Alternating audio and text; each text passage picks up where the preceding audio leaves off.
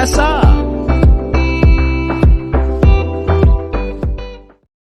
Well, welcome to the Just As Planned TV and podcast show, where we bring wedding experts right to your home, or to your car, or to your jog outside, or your gym, or wherever you're listening to this to provide you with insider tips and knowledge to help you make your special day go just as planned.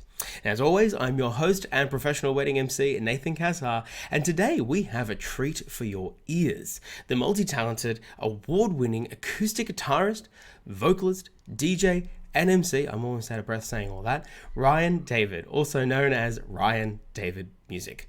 Now, with over 5 years of experience and soon to hit 200 weddings, I'm going to say that again, 200 weddings under his belt, Ryan has certainly become a sought-after performer, with numerous awards to his name, including the #1 spot in the Canberra Wedding Industry Awards for 2021 and 2022. No small feat there. And if you've seen him perform, if you're lucky enough, you might have even done a double take. Yes, he is that good, but no, he's not Ed Sheeran. Now today we'll be diving into all things music with Ryan, from how to pick the right vendors to simplifying your music planning process. Ryan will be sharing his expert insights on why having a professional MC can make your wedding day even better. I certainly agree, as well as the benefits of live music versus a DJ and the pros and cons of having no DJ at all.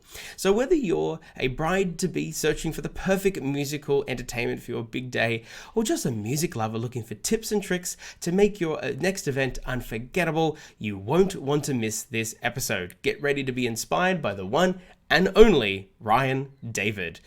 Ryan, hello. Hello, Nathan. Thank you for having me. I'm very excited to be here. Yeah, absolutely. It's fantastic. One of the best intros I think I've ever had.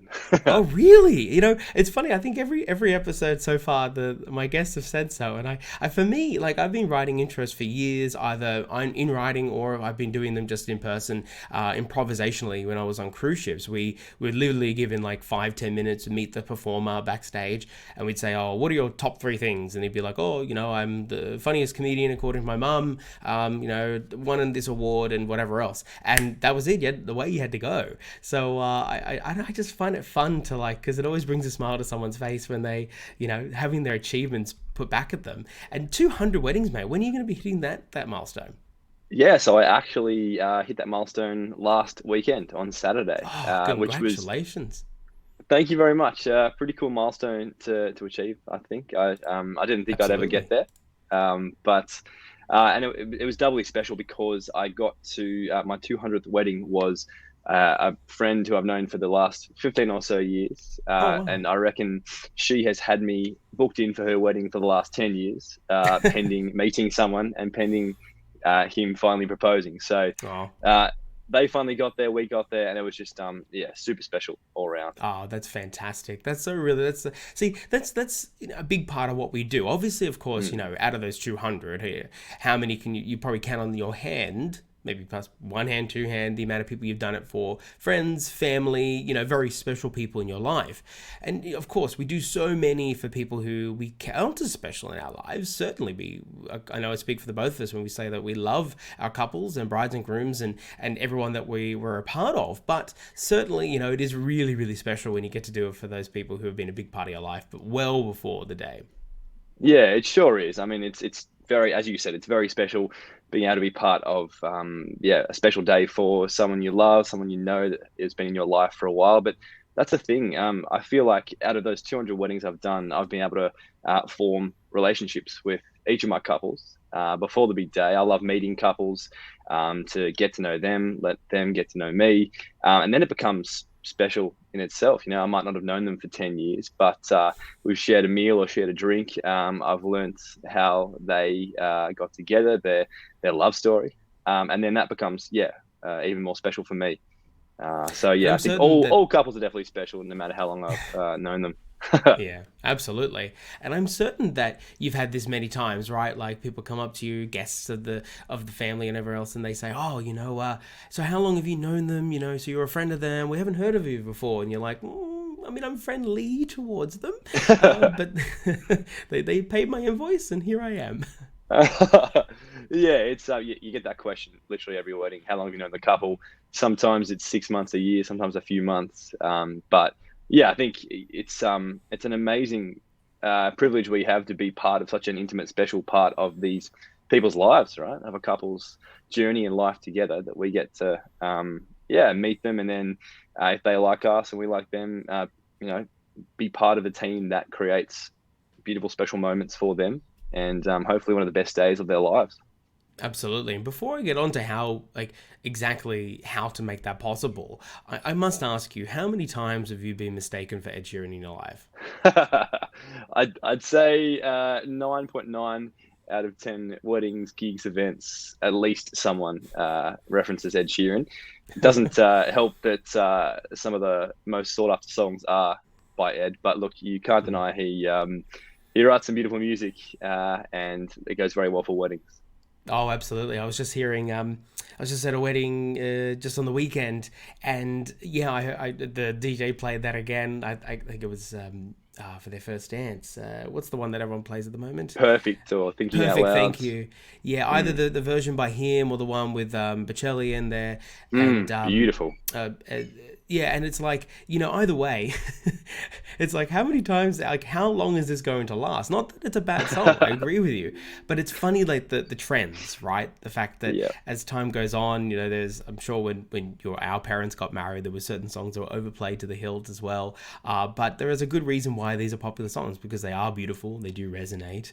And so, speaking as someone like yourself who is Mr. Music, tell us, I want to start here first. What is the benefit of live music? Because this is obviously your main forte. This is what you're best at. What would be the benefit of live music at either a ceremony and or the reception? Oh, look, there's so many benefits of live music compared to just playing the Spotify or the original version of songs. There's something I think beautiful and intimate about having a live musician play songs for your ceremony for your first dance. I feel like there's a connection, almost without sounding too cliche. There's a bit of a connection between the singer, the guitarist, the bride, the groom, the guests there. Live musicians, we can tailor a song to exactly how the married couple or about to be married couple wants the song to be done. Whether they like certain key parts of the song better than others, we can sort of mix and match and put it all together. The other great thing about having a live musician as the bride or the groom is walking down the aisle is that we can keep in the moment a watch on how the walk's going, how the bridesmaids are going, how the everyone is tracking, and so we can repeat certain parts, fill in bits, bit of a solo, bit of a vocal loop somewhere, so that we can make sure that the bride or the groom gets to the aisle or the front at the exact key moment that they want. Which I feel like is a lot harder to do when you're just playing with a Spotify version of the song. You're not wrong. That is definitely a quite the how do you say, the flexibility and adaptability that you just don't have from a set song that goes forever. I've heard many times when working with people like yourself who, when they're perhaps the moment needs just that sort of light acoustic vamp in the background, where perhaps it's the raw instrumental, it's no lyrics, that people know what the song is, and just that sort of lull that carries on and helps people to feel that the moment is full as opposed to dead noise. Yeah, it's compared to, oh, okay, I gotta find an instrumental version, I gotta find the playlist, I gotta go find all these different tracks, whereas it's just, yep, you're just going to keep playing that little riff and keeping that moment alive as much as possible. It definitely is an adaptability on your part that you have an advantage of. Exactly, and I feel like live musicians, we can really try to get a sense of the vibe or the emotion that is happening or that the couple want, and really try to tap into that in the moment, live, every minute, every second. And as you said, yeah, filling some of that background with some hopefully beautiful white noise as opposed to just silence or other sorts of noise, to really create beautiful moments for our couples. So I see a lot of couples these days picking acoustic music for ceremony, and that seems like a bit of a no-brainer. But in terms of the reception, it's a bit 50-50. And I don't mean necessarily live bands, although I'd love to talk about live bands at some point with you throughout today's episode as well. But in terms of, like, for instance, dinner music, that totally makes sense again. So we're Mm. getting to this point where we've got all the way up to past the speeches, the formalities, perhaps some games and whatever else has happened. Get past the cake cutting, and then all of a sudden we're at the formality dances just before we kick into the open dance floor. So at this point, I find a lot of couples struggle to make that choice between, do we continue to get our acoustic singer to play, or do we rely on, say, if they're only using a Spotify, or perhaps in your case as a DJ you're using a full deck. What is your best advice in this point? Is it just mainly what they feel, or is there really something, a combination of that really works well to keep the crowd really entertained overall? Yeah, look, I think at the end of the day, like anything, it's exactly what the couple wants, their preference. I always love to give my couples an option, whether they would like me to play live acoustic for their first dance or father-daughter dance, or whether they like the original song. Similar sort of decision-making process to the ceremony. I think the most important thing is looking at how they want to transition between those formal dances, the first dance, father-daughter, mother-son dances, and then into the dance floor. And I think that's where live musicians, again, can really help to make that transition organic, nice and smooth. You can transition from nice, slow, gentle first dance, father-daughter dance songs. And then, yeah, the live musician can be, again, vibing what's happening on the dance floor. Are couples still slow dancing, or they wanted to boogie a bit more? You can bump it up and play another live song, or quickly, in my case, quickly run around at the decks, jump on, and throw on a banger to start the dance floor. Yeah, and I wanted to talk about that next, because obviously the other choices, they say, right, we wanted all this beautiful resonance of acoustic, live vocals, like all that made sense for all the way up to the open dance floor part. And they're like, no, we now want a party. And the best way to make we feel as though is to get that banger to start off the party. So tell us, I want to dive into the benefits of a DJ now as opposed to live music. Absolutely. So I guess when you hit that moment where we're going from ceremony into reception, into formalities, into some beautiful dancing, now we want to party. That's where a DJ can come in and really set that tone, keep the dance floor off, get it pumping straight away. And I think having a DJ who has experience, first of all, who knows what the couple is after, and importantly can read a room, can read what the guests are vibing to, what they like, what they don't like. That is key to a successful, fun dance floor. Someone who can get the party started and then keep that going. And through the ups and downs, and as people are dancing, drinking, coming back on, someone who can really keep those key songs going, see what the people want to dance to, see what they don't want to dance to, and then keep that party going for as long as we have for that allocated time. And I think again, lots and lots of factors that go into a quote unquote successful dance floor. I think when I approach DJing with my couples, I love to, when I meet them, chat to them and get as much information about what they do like, what they don't like, what their guests do and don't want to hear. If there are any songs they definitely don't want to hear, if there are any blacklisted songs, a lot of controversial songs out there that get or do and don't get played at weddings. And then sort of get a feel and a vibe for what they want to hear, and go from there, as well as if there are any guests who are blacklisted from making requests, or whether it's just a free reign for the night. Yeah, you make it sound so easy. And definitely, when I have that conversation come up, I usually am at the very tail end in terms of, getting that final run sheet together, getting all those other key informations in part. But a lot of the time, music choices pretty much are the last things done. And I mean, it in some way it makes sense. It's so it is generally easy to be able to leave it to, say, for instance, the Wednesday or Thursday before your Saturday wedding. It's really not that consequential, particularly perhaps not the ceremony music, but definitely the reception music can be left to that if you need to. But some people, have left it for there, they've said, because, it's just so hard to pick. I see Facebook groups all the time talking about, this is just so hard to do. And I sympathize with that. But certainly there's got to be a simple way. And you reckon there is? Well, I mean, there are, it can seem like it is quite complicated, and I get that it's quite an overwhelming thing. And as you said, definitely a lot of the times it's one of the last things that couples like to tick off their list. But it can be as simple as, what do you like? What do you not like? Have you heard any songs at weddings that have gone well? Songs at weddings that haven't gone well? Otherwise, if the couple doesn't have any preferences, that's when you leave it up to a professional like myself or other DJs out there, where we've played many weddings. We've seen in general what works, what doesn't work, but also that key point that I mentioned before, being able to read a room and see in the moment what's hitting, what's not hitting, what's working, what's not working. And again, without sounding too cliched, you're in the moment, you're going on a journey with everyone on the dance floor. You're literally song by song, what's working, looking, vibing, exchanging energy and emotion to make sure everyone's liking it. So I think a lot of couples can overthink or over worry about selection of songs to the dance floor. But at the end of the day, if you don't have any preferences, then yeah, you leave it to a professional, and you let your guests as well come up and give requests and yell some songs they want to hear in my ear for me to vet and make sure they're not any terrible songs. And then we go from there.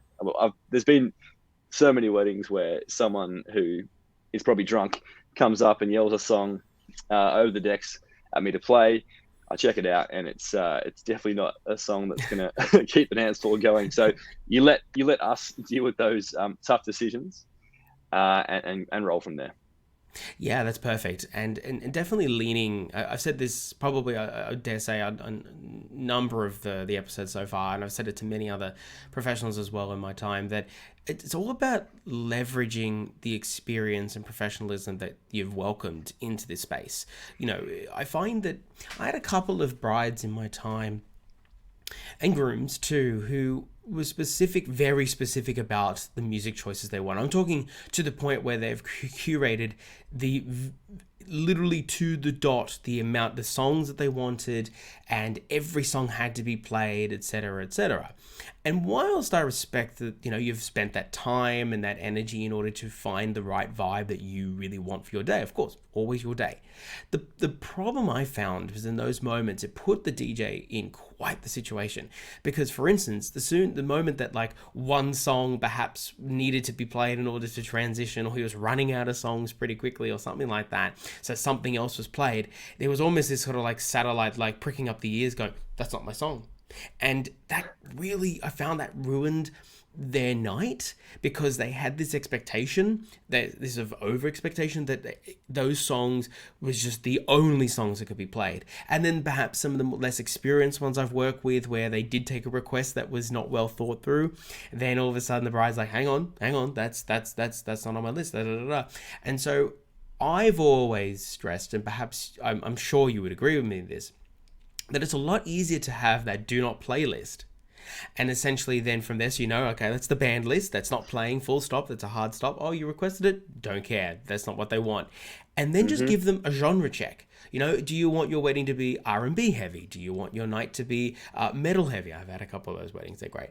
Do you want like a 70s Aussies rock night? I've even had your techno nights where they've like been hard style dubstep nights where, yeah, they've played a couple of party tracks to begin with, but they really wanted to get into that dubstep. So there's that genre check is a lot easier to then hand to your DJ and say, all right, can you handle this? Yeah, of course I can. And go from there. Would you agree that that's a better way to approach it? I 100% agree with you. Absolutely. The main thing is to, rule out what you don't want to hear. Let's create that blacklist over there. Don't want to hear those. Not at all. If someone requests it, you got to go via the bride of the groom if you want to hear it. But otherwise, no. From there, we have our parameters. And as you said, let's talk about genres. Do you like this genre? Do you not like this genre? How do you feel about 70s, 80s, 90s, R&B, 2000s, country, pub classics? All those sorts of things. And then we can, hone in on what you definitely do and definitely don't want to hear. And then I know also the parameters of which requests I'm going to be taking and which ones I won't be. So, I completely agree. And I think, again, this is why, getting someone who's with experience with weddings can make the dance floor or make the entire wedding, a lot better. Yeah, absolutely. Switching tracks just for a second. but in line with what we're talking about here in terms of keeping on top of everything that's happening throughout the night and keeping that vibe alive. One of the fourth feather in your cap, must be a very, very busy cap, is being a professional MC like myself. And so can you just sort of briefly explain, obviously I could do my own show, 10 episodes just on that myself, but I would love to hear your take as a fellow MC about just really how we as MCs come in and are able to augment all the things we've talked about so far, and assist, the DJs, assist the live musicians, assist everybody that's working on the night to really make it truly a night to remember. Yeah, absolutely. And I think MCs are almost the center point between all the different vendors who are working together as a team to create the wedding. And the MCs are crucial in creating a run sheet and liaising with the venue, the other vendors, and the couples, both before the wedding and then during the wedding, to just make sure everything is running smoothly, and to really take the hard work both before the wedding and during, especially to take that hard work and that worry and that stress away from the couple, so they know that whether it's Nathan, whether it's Ryan, they know what they're doing. They're running the show. They are staying on top of the timeline. They're staying on top of what the venue needs. When are the meals coming out? They're staying on top of, okay, what do the photographers need over there? Are they looking for a sunset shot? Yep, let's get that going. When the speech is coming up, you let us as MCs worry about that. So you, the couple, can just have the best day and night ever.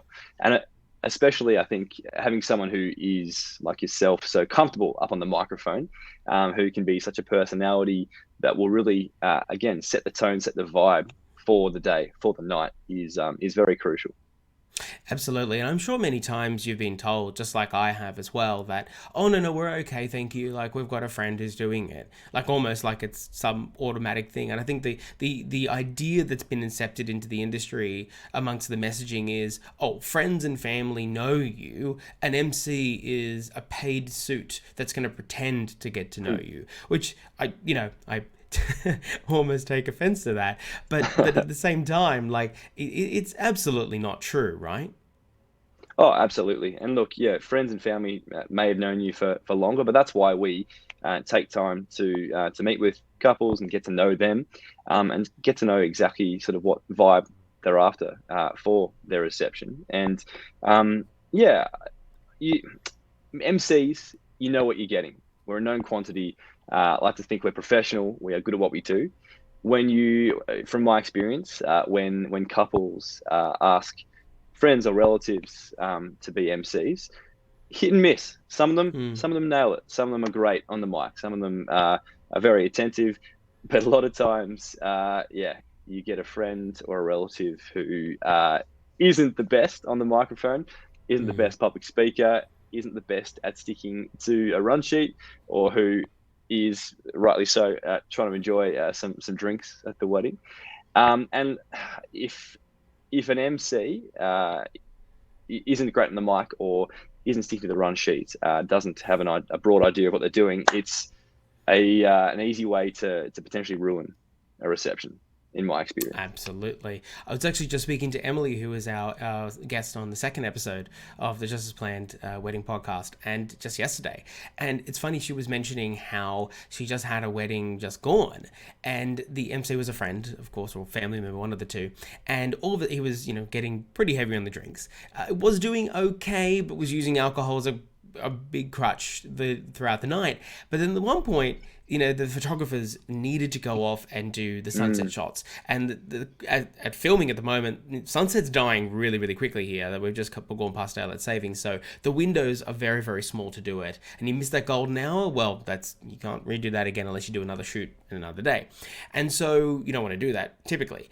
And so, the MC, quote unquote, was like, I'm just going to throw in another speech now. And she's like, no, you can't do that. Like, I got to make the choice. Like, they've got to go off. The bride and groom are not going to be here. If you make the speech happen now, like, they're going to be off. It's going to be a bit awkward, and the venue's not going to be happy either. And unfortunately, the venue ended up not being happy out of that scenario because the MC made the announcement, so they thought, oh, okay, we've got to stand by, and then all of a sudden had to retract that, so that actually ended up affecting the mealtime, and they actually ended up losing 40 minutes of open dance time just because of how the kitchen got messed up throughout that whole process. And my heart breaks, as I'm sure yours is at the moment, hearing this kind of story, because it's like, oh, that whole thing would have been fixed just by having a relationship with us to begin with, to make sure all that was taken care of. Exactly. And I feel like as MCs, we are spinning many plates all at once. There are so many moving parts that I think a lot of the time guests, or even sometimes the couples, aren't aware of. It's not just being up there on the mic. It is, as you're saying, making sure that, are we in time with the meals? Are we in time with the sunset shots? Those key things that you can't take back once they're over. So I think, that's another example of how it definitely is worth considering a professional MC. Well, you couldn't have said it better myself, my friend. One thing before we go, just very quickly, what's it been like living with 2 first names? Yes, look, it does get me into some difficulty sometimes. There are some couples who still think my name is David and not Ryan, even up to the wedding day. I have a lot of emails that say, "Dear David," and then some of them realize eventually, oh, sorry, it's Ryan. Look, it causes some funny situations, but at least I hope both names are fairly easy to pronounce and understand. Yeah, certainly. The first time we met, which we had the pleasure of a couple of months back, it definitely was not hard to get under the tongue. Certainly compared to some of the weddings and couples I've done in the past. It's all good practice though, linguistically. Ryan, it has been an absolute privilege to have you here. Thank you so much for your insights, and I'll leave you to the manor behind you. It's very very grand behind you. This is not my house. I wish it was. We're just saying how we both grew up with upright pianos. You'd love it to have a grand piano. Maybe one day. Maybe we do enough weddings, we'll finally get there. One day, couple more. Ryan, take care of yourself. Thanks, Nathan. You too. Bye-bye. Well, there you have it. Thank you so much for tuning in to the Just As Planned TV and podcast show. We hope you enjoyed this episode and found some valuable insights and tips to help you plan your dream wedding. If you haven't already, hit the subscribe button on our channel and turn on notifications to stay up to date with our latest episodes. And if today's episode has inspired you in your own wedding journey, feel free to let us know in the comment section, or simply send through any burning questions you may have to hello@justasplanned.com.au. We wish you all the very best in planning your big day, and we hope your wedding goes just as planned.